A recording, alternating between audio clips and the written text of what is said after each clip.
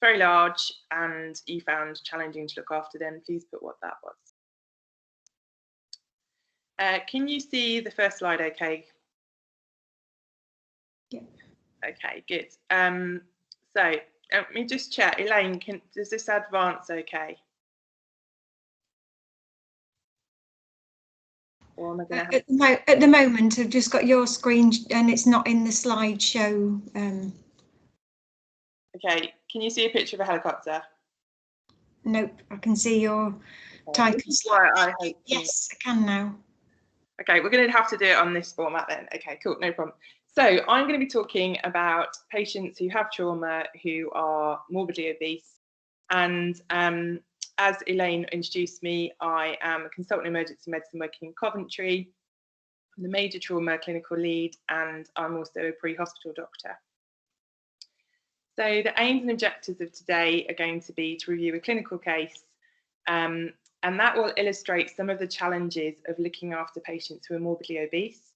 And hopefully, by you guys being involved in this presentation, you will be able to consider whether or not you've got systems and solutions in place in your ED to look after these patients when they come in. So if you haven't had that experience yet, it's possible that you haven't thought about the challenges, you aren't ready to receive these patients. So I want you to imagine that the red phone goes and the ambulance service have got a courtesy call for you. And imagine that you're working in your ED, in your normal role, and this is the message. So it's a 57-year-old male who's fallen down some escalator steps, top to bottom. These are the injuries. So laceration to the top of the head, right-sided neck pain, no midline tenderness, right-sided rib pain, right shoulder pain, and a laceration to the left knee. No obvious abnormalities in the observations. Had some paracetamol IV, and the reason they've rung you, this patient doesn't trigger the major trauma triage tool. They have what the crew thinks are minor injuries, but the patient is morbidly obese, and they found it very difficult at scene to get him off the floor, and the patient has actually had to support himself to get up off the floor on his own rather than using a scoop or anything like that. And when he comes in on the ambulance trolley, you think he's actually very large and he's overhanging the sides of the ambulance trolley.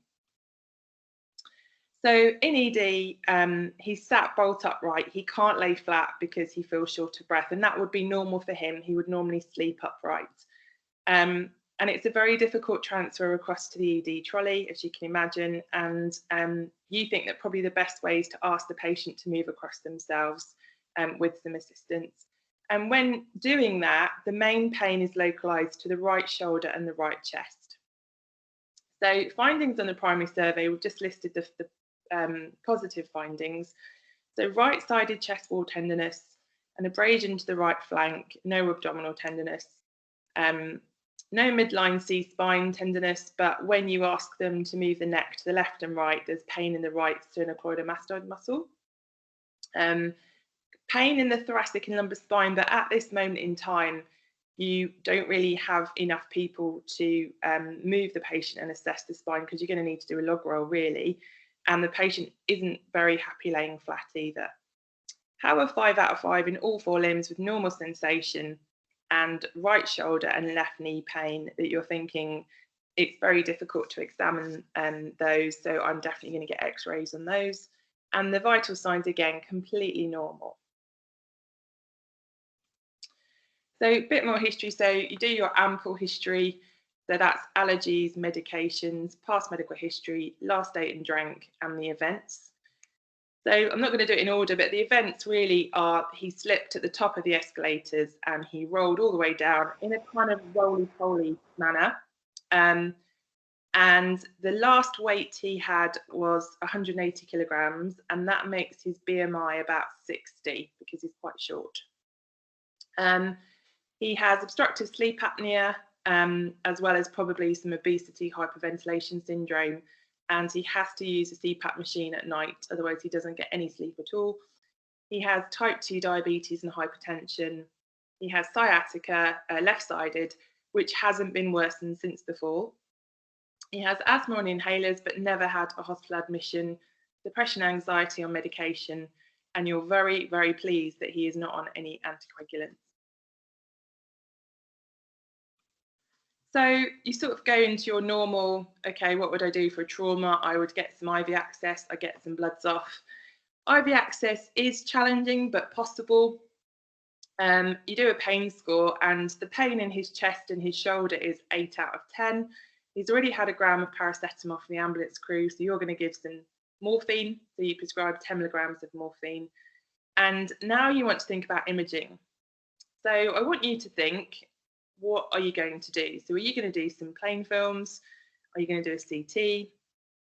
So for me, this chap's fallen top to bottom of the escalators. He's extremely heavy. I would actually consider that to be a high mechanism of injury. In addition, it's very difficult to clinically examine him due to the obesity. So to diagnostically assess is complicated. So really for this guy, I'd probably like to do a whole body CT scan. But there is a problem. So the CT scanner has a great weight limit, so it's 308 kilograms. That is not an issue. This chap is around 180, but the bore size is only 70 centimeters. So this is the diameter between either side of the bore, which is obviously, it's a circle, so it's the same each way you go. But when the CT table comes up into that circle, you lose some of your AP diameter. And when you measure this gentleman, he is about 100 centimeters across, and that's even with you sort of strapping him in, as it were. So honestly, there is no way that this patient is going to fit through your scanner. So you start to ring around some other hospitals. You ring the major trauma centres and you speak to their radiographers, and the largest one is 80 centimetres. And again, looking at this patient and measuring roughly with a tape measure, you honestly don't think there's any way that they are going to get through. So you now start to think a bit wider, and you seem to remember once had a similar situation. They got the patient scanned at the wildlife safari park. So you contact them and they say absolutely not. In the Daily Mail a number of years ago, there was a big thing about treating fat people like animals. Health and safety wise, they are not in a position to do that, and there is no SLA, there's no agreement at all. They wouldn't support this, so that's not an option. So you think, okay, well, he's quite stable at the moment, let's try and do some imaging. So let's do some x-rays, if nothing else. So the chest x-ray, that's a pretty good film. He's sat upright, obviously bolt upright. There's no pneumothorax, there's no hemothorax. But actually, when you start to look, he does have some posterior rib fractures. So you've definitely got 3 rib fractures there. And that would explain then the right-sided chest pain that he's experiencing. So that's actually very helpful. The cervical spine x-ray, because the reason is you think, I'm not sure I can clear his cervical spine because he's got distracting injury in that right shoulder and the right side of his chest. So you've done your cervical spine x-rays and they are your best views. Okay, let's do a swimmer's view. Not helpful at all. So not diagnostic. There's no way that you could clear the neck based on this imaging. Pelvic x-ray, now clinically there were no features of pelvic injury, but you know that patients who are morbidly obese are more prone to pelvic injuries. You've done that x-ray, you can mess around with your mouse and get it to look a bit better, and there's no obvious fractures, but again, it's not the best imaging. And importantly, this is the lumbar spine.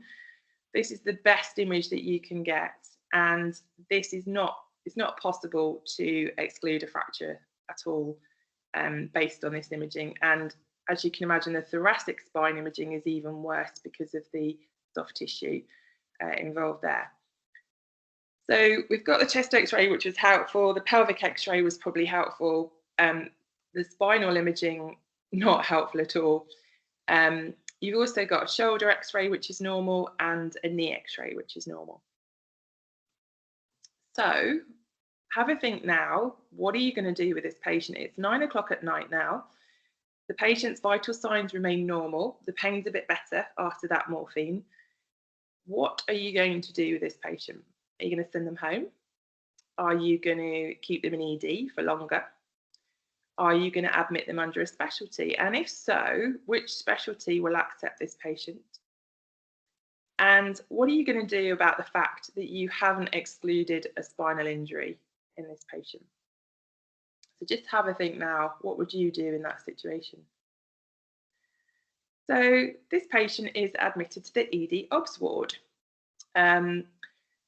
He has a normal observation, so news 2 is 0, but he's now started to develop some right upper quadrant tenderness.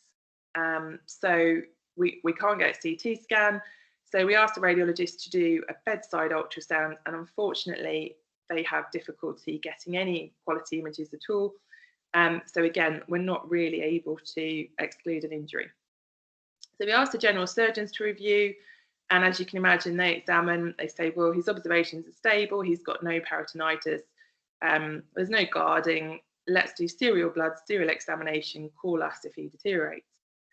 And then the ED consultant again reviews the patient and thinks, well, actually, he's got rib fractures, so let's get him admitted under a specialty onto the ward rather than hanging around under ED.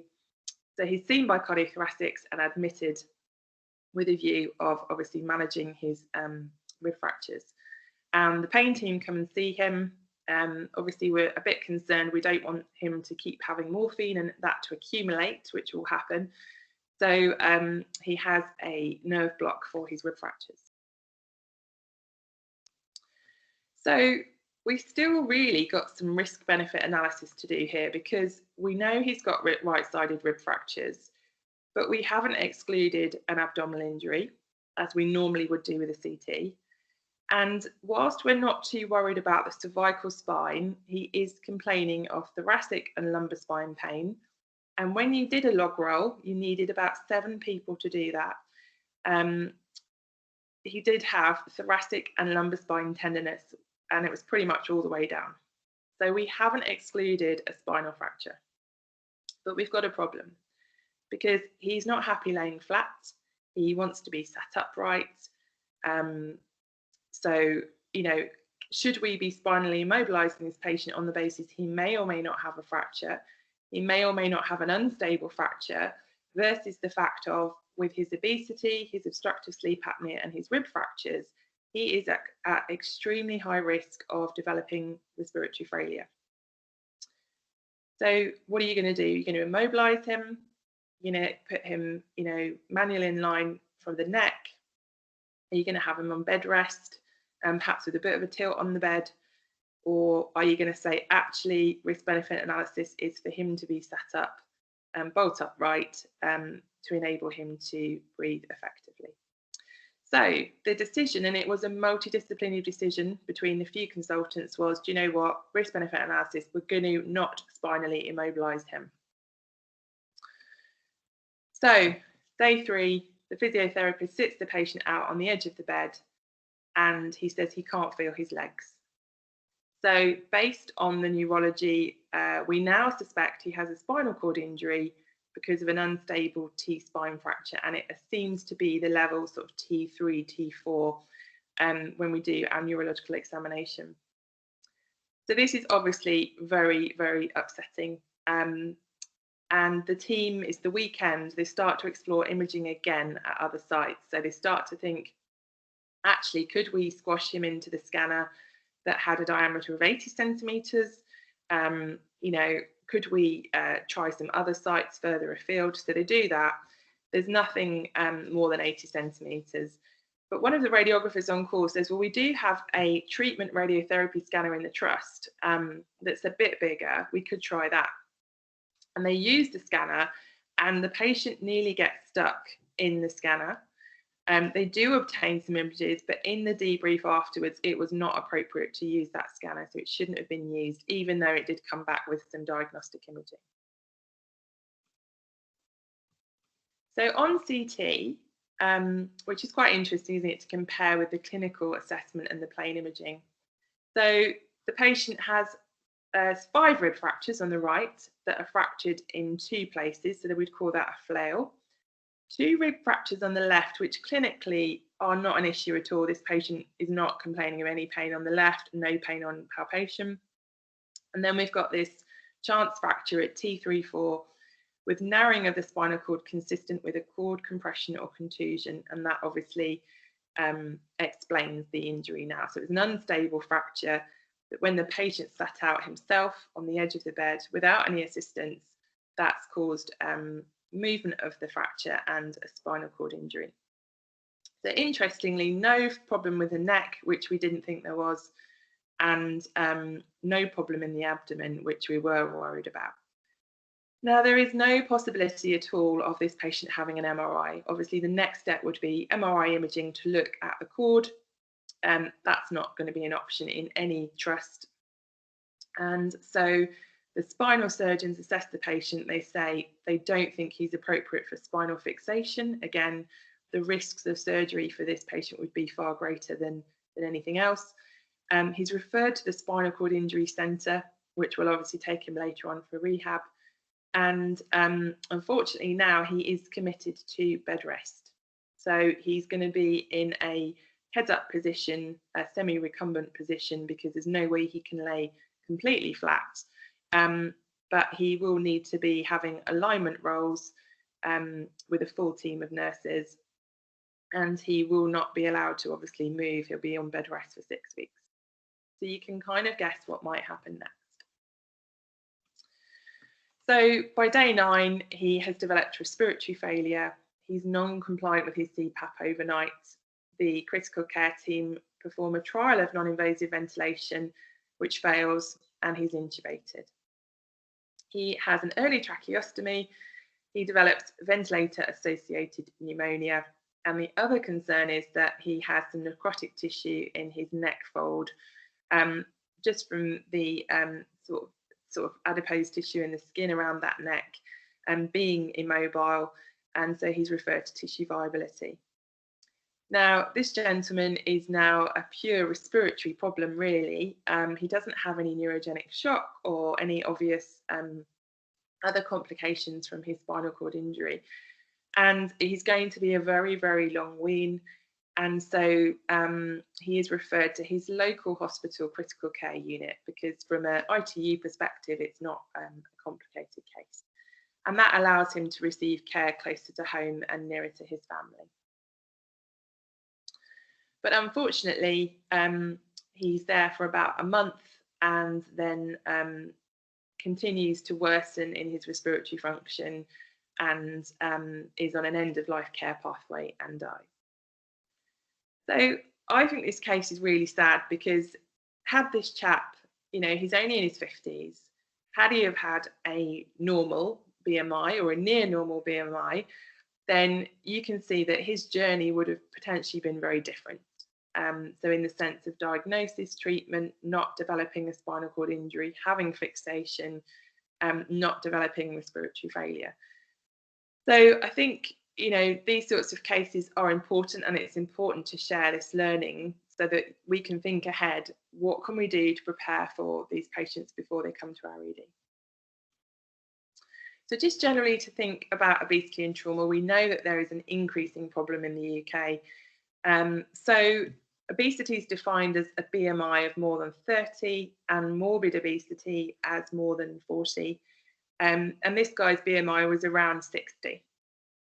The other way that NICE say that you can measure for obesity is having a waist measurement of more than 100 centimetres in men and 88 centimetres in women. And what's quite interesting is when there are increased risk of some injuries and reduced risk of others. So increased risk of chest injury, pelvic injury, and extremity fracture. So be very aware of that. And reduced risk of cervical spine injury, often because they have a lot of fat deposits around the neck, which acts almost like a collar and stops the neck from moving significantly. Reduced risk of traumatic brain injury, because their head doesn't actually ever hit anything because their body hits it first. And reduced risk of abdominal injury because of the adipose tissue cushioning, obviously, the organs.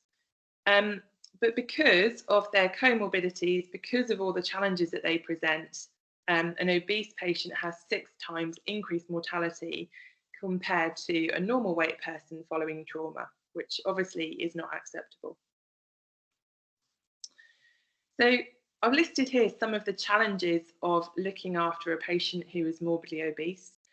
And I think the top one is probably the one that is most important and that we can do a lot about. So making sure that the patient is safe and that we are safe as staff when we're manually handling, making sure the patient is comfortable and maintaining their dignity. So something really simple like the gowns will no way fit these patients. So we need to make sure that we use sheets.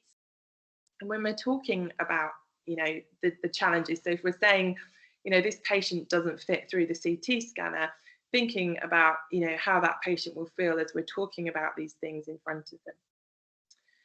So we know that patients who are obese will have comorbidities. So as this patient had diabetes, hypertension, back problems, obstructive sleep apnea, all of those things are really not going to help. They have altered physiology and anatomy. I think one of the most significant things being their airway management, but there's lots of other things that we'll talk about as well. I think the case has illustrated the problems with imaging. So, not only not being able to CT scan, but also not getting good images with plain films or with ultrasound. We need to make sure that we're stocking appropriately sized equipment. So, are we stocking the largest commercial size that is available? And do we have ideas of how we could innovate if we don't have those? How we do manual handling and safe transfers. And there are a lot of risk benefit analyses that we have to go through because we cannot manage patients as standard. And I guess this is something to think about as, as the population is becoming more obese, we probably need to adapt and enable standard management for these patients. So just think through some of these yourself. So if that was your department and you got that courtesy call, where in the department would you receive the patient? Would you take them into resus? Would you take them into your ambulance triage area? Would you take them into majors? And who would you have receiving the patient? So for me, I would take the patient into resus, knowing that these patients often mask their injuries, they're diagnostically very challenging, and you've got a lot of space in resus to work with. You're probably going to need a full team, perhaps, to look after the patient, but certainly you need a senior decision maker involved in their care from the word go. What's the weight limit of your ED trolley? So if you've got a call from the ambulance service saying they're bringing someone in, do you know what the weight limit is, or do you know how to look on your trolley? Where is it kept? Where's the sticker? What's the weight limit and the bore size of your CT or MRI scanner? And if yours is pretty small, what's the largest one in your region that you could potentially use? Because this patient was obviously well enough to be transferred out to somewhere else for imaging. Do you stock the largest size of commercially available equipment? Because if you don't, then you could be potentially, causing harm to people if you don't have that equipment and they need it. And then how do you access equipment for bariatric patients out of hours, so specialist beds or hoists? That is probably available on your internet, but have you actually ever looked at how to do it out of hours? So just to look through, so on our ED trolleys, you can see there's a really generous weight limit. I really don't think we're ever going to exceed that. But often the problem is around the width of the trolley. And, patients, we don't want patients overhanging. If I was going to immobilise a trauma patient normally, we would use a red vacuum mattress. But again, in a bariatric patient, that's not going to be able to encompass them at all. And probably is going to be a surface for pressure areas for them. So you're going to modify how you receive the patient when they move across from the ambulance trolley and the equipment that you're going to use. So do you know the weight limit of the scoop stretcher, which the ambulance service use, the weight limit of your trolley, and the weight limit of any sort of manual handling aids that you're going to use? Okay, if we just think about an ABC approach then to the trauma patient, so obviously the first thing, airway, and I'm sure that, you know, we would all be very concerned about difficult intubations. So things like, if you are going to be intubating the patient, the position that you have them in, I would probably have some nasal cannula on so that we can do some apneic oxygenation, because they are going to desaturate very, very quickly after induction of anaesthesia. I'm going to have every difficult airway trolley known to man, and I'm going to have the best intubator in the hospital, even if that means waiting for the consultant to come in. These patients obviously normally have obstructive sleep apnea or obesity hyperventilation syndrome. They normally use CPAP. So if we're not intubating somebody, but they're coming into hospital, make sure you get their CPAP machine from home, because if they normally use it at night and now you've taken it away from them, they are obviously going to deteriorate. So normally a trauma patient, we would have, you know, flat manually inline stabilisation. We don't want to move the neck too much. But for bariatric patients, again, our risk-benefit analysis might be airway takes priority over cervical spine. And if intubation is absolutely essential, then we may obviously need to do something a bit different. So this patient's got 3 different things going on. They've got an ear to sternal notch being level. They've got their head elevated and they're ramped. So there is cushioning underneath the shoulders, so that they are in the best position, the optimal position for laryngoscopy. And this is obviously compromising what we would normally do, maintaining spinal alignment, but we have to do that risk-benefit analysis for a patient. Now, what about if you're going to need to do a surgical airway? The anatomy will not be visible, surface anatomy. So what you're going to probably have to do in that scenario will be to extend the head and to do a longitudinal incision. So normally you do a little tiny cut across horizontally. You're going to have to do a longitudinal incision to expose the anatomy and then perform a surgical parothyroidotomy. And if you keep to the midline, you shouldn't have any problems with iatrogenic injuries. So moving on then, there is no way that you are going to fit a cervical collar on this patient. Please don't even try. And as we've said before, the risk of cervical spine injury is much lower than in other patients with the same mechanism. But this is definitely not going to be good. Because of the patient's body habitus, they're probably going to want to sit up.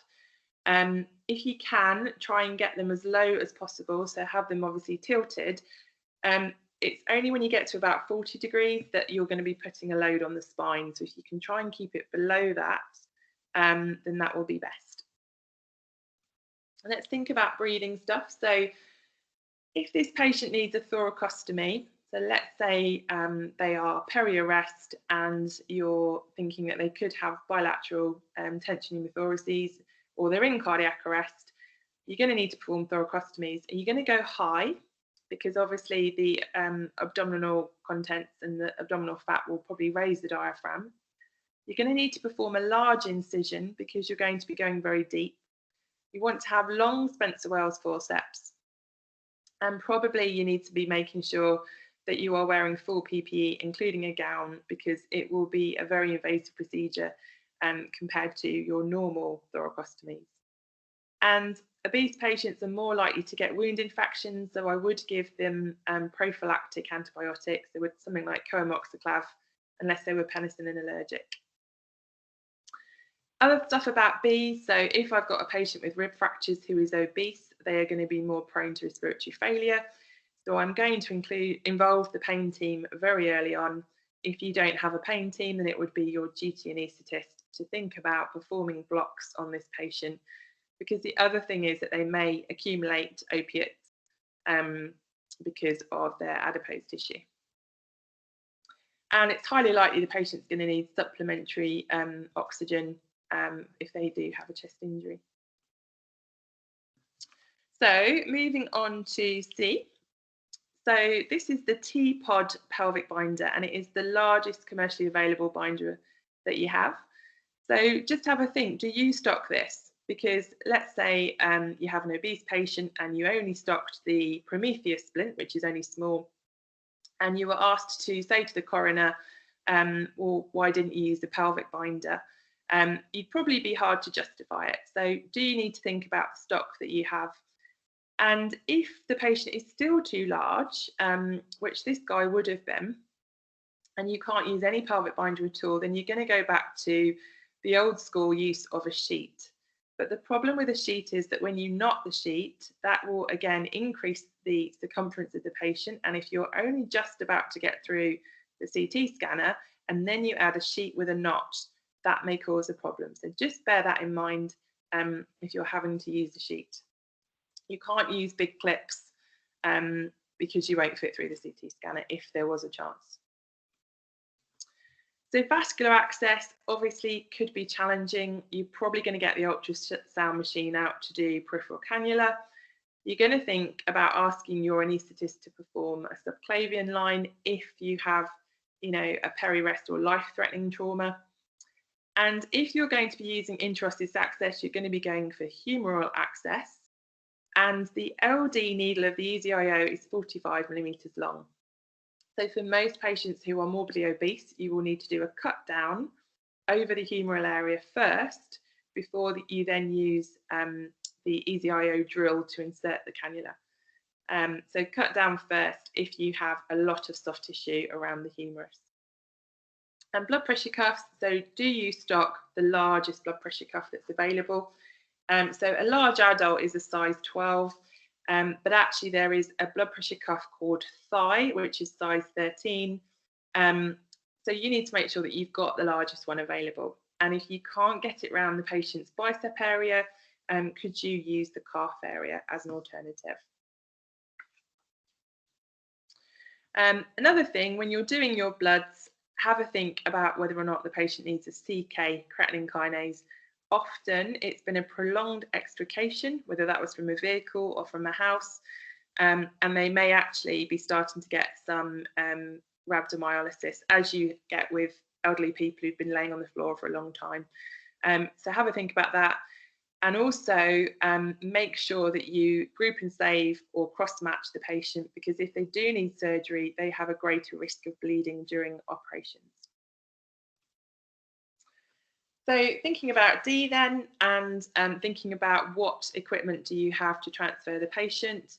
And if you are going to need to do a log roll or an alignment roll, so an alignment roll is where you don't need to hold the neck, you're not worried about the neck, you're just worried about the thoracic or lumbar spine.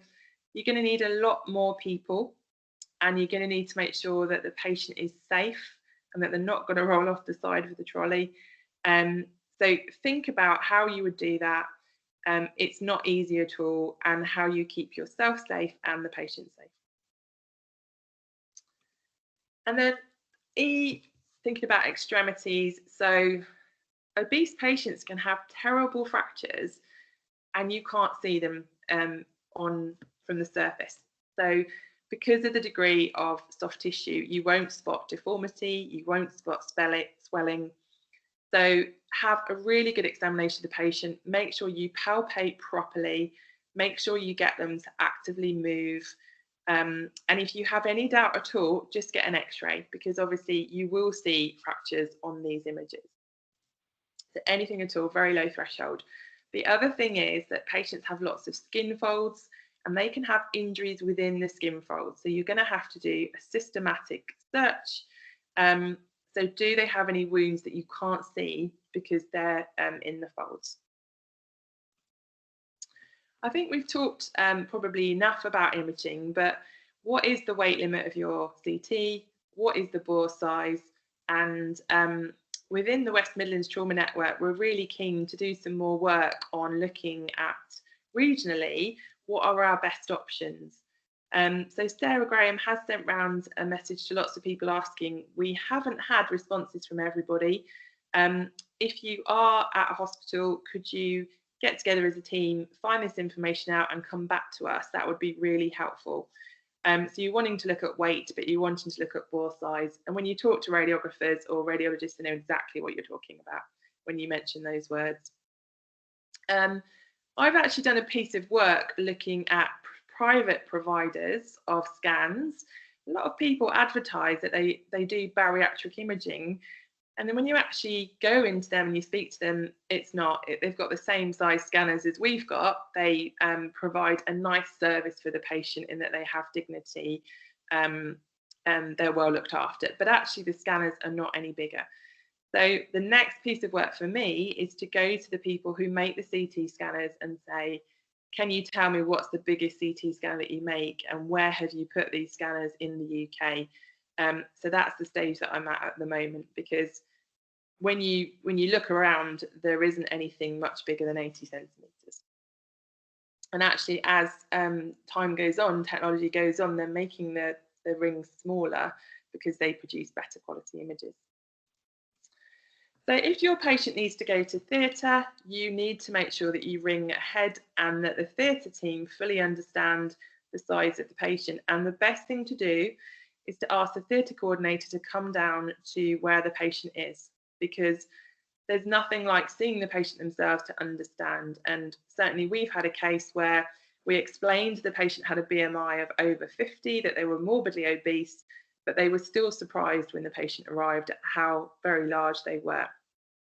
So within theatres, they'll need to set up a special table. For anyone who's had surgery, actually the theatre table is tiny, isn't it? Like even a normal person, you feel like you're falling off. So they need to add on some attachments, they need to add on some straps, so tell them early so they can get that sorted. And then the only other thing is, if you are prescribing medication, remember that most medication is prescribed according to a lean weight. Okay, so it's not the current weight, it's not 180 kilograms for this patient. It would be that normally they should have probably, based on their height, be 80. So think about that. So that's paracetamol, morphine, fentanyl, propofol, rocuronium. And there's a website called SOBA, S-O-B-A, which stands for Specialists in Obesity and Bariatric Anesthesia. And you can look up that website, and that gives some good information about drugs and anaesthetics for patients who are obese. So I think that's most of what I've got to say. We'll reflect on the chat and we'll have a look at the questions now, but I think the main thing is that wherever you work, I would like you to now go away and look at some of those issues. And if you could please feed back to me and the team via Sarah Graham, so that we can look at this as a region and come up with a solution for all of the patients. So that's it for me. I'll hand back over to Elaine, and I'm happy obviously to take any questions, and that's my email address there, which is obviously the normal UHCW one. If anybody would like to see the protocol that we've designed at UHCW, which incorporates many of the things that we've talked about in this talk, then obviously I would be happy to share that.